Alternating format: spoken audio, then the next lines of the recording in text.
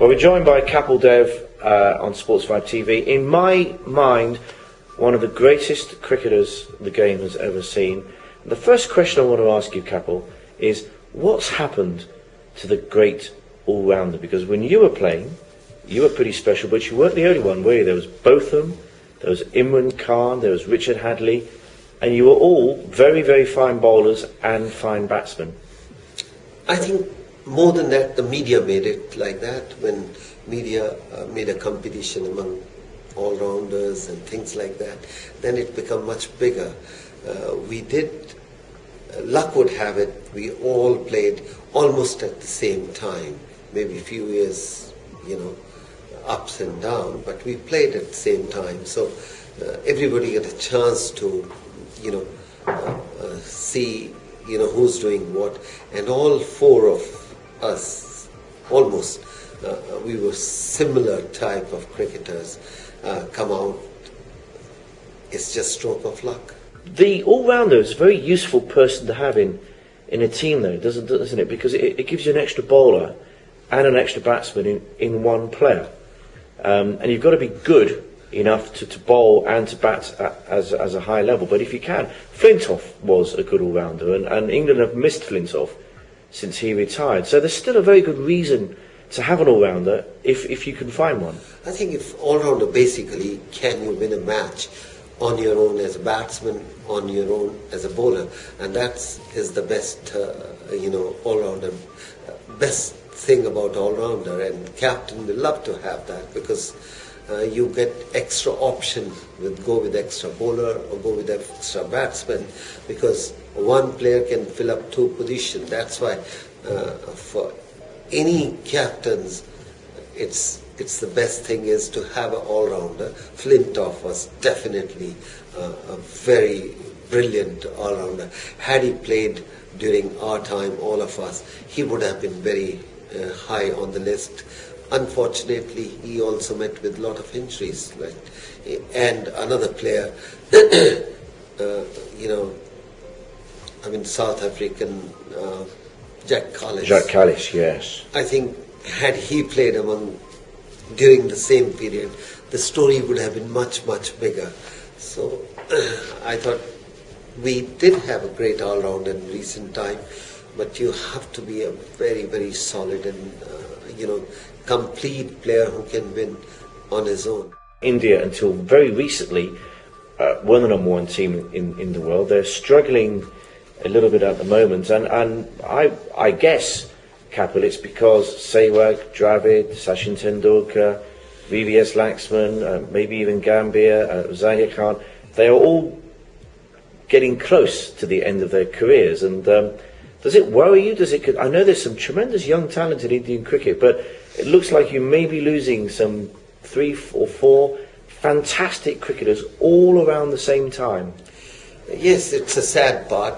I think these cricketers, the name you took, Sachin, Rahul, Gautam Gambhir, or Virender Sehwag, or Zahir Khan, or Lakshman, I think they serve the country so nicely and so good. But if any cricketer play longer than what he's supposed to play, you are going to kill the next generation.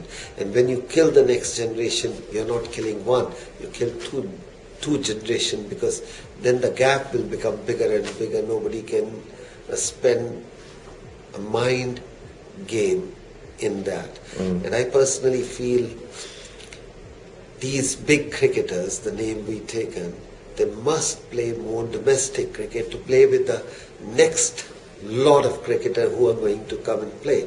But if they stay longer than what they're supposed to, then it's a worry for everybody. Worry for the Indian team, maybe not very that year or time when they are playing, but the gap becoming bigger, and it's very difficult to fulfill that. Now you mentioned Sachin. I know, it makes no difference whether Sachin gets his 100th 100 or not. He will be one of the greatest players cricket has ever seen.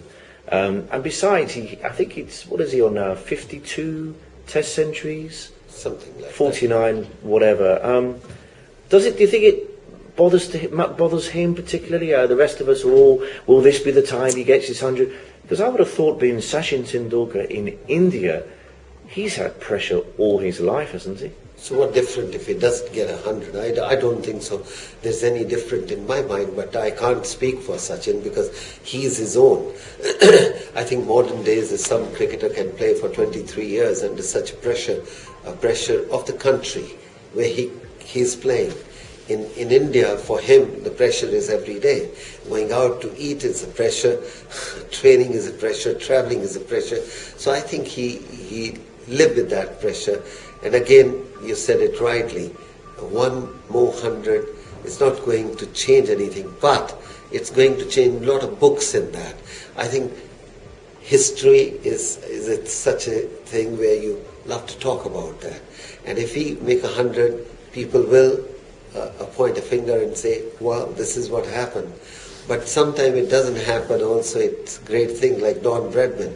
You keep on talking, good thing, again you can come out. But he couldn't get runs in last test. He got out on 0. So cricket is a beautiful game because you can talk day in, day out like golf. He's some player though. Would you say he's the greatest batsman? I mean, obviously you weren't around for Bradman, were you? But you played with Gavaskar and Vishwanath. You played with or against people like Viv Richards. You've seen some great batsmen. Would you say Sachin, Brian Lara, Sachin, the best of the lot? If I put it slightly critical, I think he's the best without any doubt. But people will laugh at me. He didn't do justice to his ability. He was a far, far more ruthless cricketer, the way he played. I think he has ability to go and hit any bowler, any ball. But somehow, somewhere along the line, when I see him young cricketer and when I saw in the last few years, he has still the ability to go out and murder the bowler. But he never done that.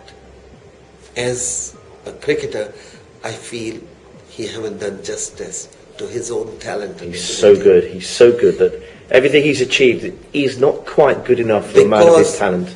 He knows how to make 100. He knows. Otherwise, no cricketer can make 9900. But he don't know how to make double hundred, triple hundred, or 400. One final question, Kapil.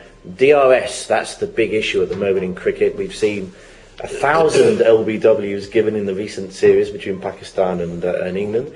England travel to India shortly. The spinners will be looking forward to playing England, I would have thought. But at the moment, the Indians, as you know, are against DRS. Is it a good thing? Is it a bad thing? And should basically every team either use it or not use it? I think ICC should decide. It's not the two cricket board. I think ICC look very weak, very, very weak on that.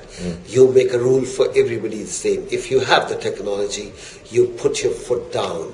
Why you have a third umpire then? Why you have a match referee? If two countries decide we don't want to have a match referee, ICC will agree? Now I think ICC given Indian a big rope. I don't think so. It's right. It's ICC look very, very shallow and small. Okay, Kapil, it's been interesting as always. Good to see you again. You're looking very fit. Still looking young. Yeah. Moustache is looking good. Going to James Bond. You're going to be the next James Bond. No, I think God is kind. Thank you. Yes, it's a good life. Yeah. All right. Well, thanks very much and take care. Thank you.